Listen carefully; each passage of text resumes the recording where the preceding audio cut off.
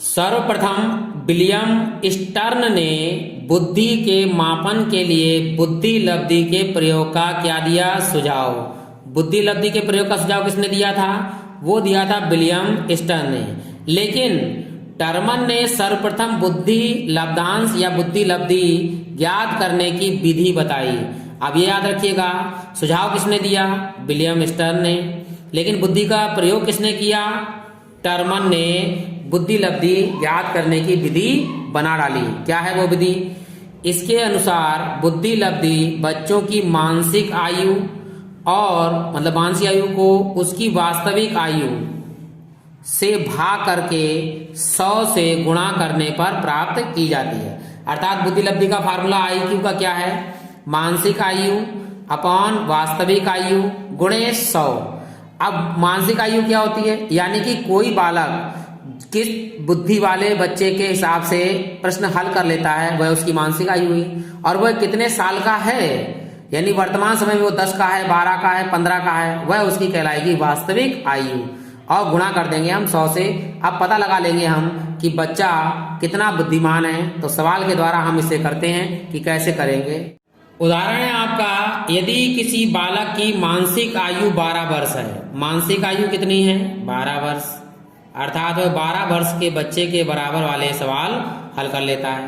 और वास्तविक आयु यानी उस समय है कितनी वर्ष का? वह 10 वर्ष का है। तो उसकी बुद्धि लब्धि की गणना कीजिए। यानी IQ क्या है उसका? तो हमने सूत्र होता है हमारा मानसिक आयु यानी कि 12 बटे वास्तविक आयु 10 गुणे 100। 0 0 कैंसिल कर दीजिए। 12 धाम 120, यानी अर्थात वह 100 से अधिक हो गया।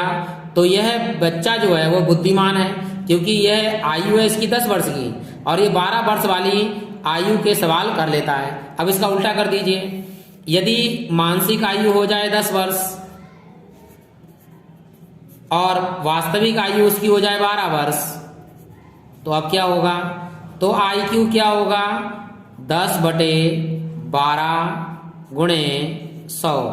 तो 4 तियां 12 और 25 चौका 100 और 25 धाम हो गया 250 और बटे में कितना? 3 से भाग कर दीजिए आप 25 को। तो 3 अट्ठे 24 और 1 10 1 3 तियां 9 1 फिर आएगा दशमलव 3 तियां 9 यानी 3 3 आता रहेगा। तो उसकी बुद्धि लब्धि हो गई 83.33। अर्थात उसकी बुद्धि 90 से कम है या 100 से कम है। अर्थात ये निम्न बुद्धि वाला है और पता भी लग रहा है। तो उसकी आयु है 12 वर्ष और वह 10 वर्ष वाली आयु का सवाल सॉल्व कर सकता है। तो इसका मतलब उसकी बुद्धि क्या है? कम है। अब इसका चार्ट बना हुआ है वो देखते हैं। बुद्धि लब्धि का वर्गीकरण अर्थात क्लासिफिकेशन ऑफ IQ, इसके प्रश्न आ जाते हैं आपके एग्जाम में। तो क्या है प्रश्न? किस तरह से आएगा कि 0 से 25 तक बुद्धि लब्धि रखने वाला बालक क्या कहलाता है? तो वह महामूर्ख या जड़ बुद्धि वाला कहलाता है। अगर उसकी IQ 25 से 50 है तो वो मूढ़ कहलाता है। 50 से 75 है तो वह मूर्ख कहलाएगा। 75 से 90 है तो सीमा पर या अल्प बुद्धि वाला कहलाएगा। और 90 से 110 है तो उसकी बुद्धि कैसी है? औसत के रूप में है। और 110 से 120 है तो वह बालक श्रेष्ठ कहलाएगा। 120 से 140 है तो वह प्रखर बुद्धि या अति श्रेष्ठ कहलाएगा। और जिसकी बुद्धि लब्धि 140 और उससे अगर अधिक है तो वह बहुत प्रतिभाशाली बालक, ठीक है, गिफ्टेड या जीनियस बालक कहलाएगा।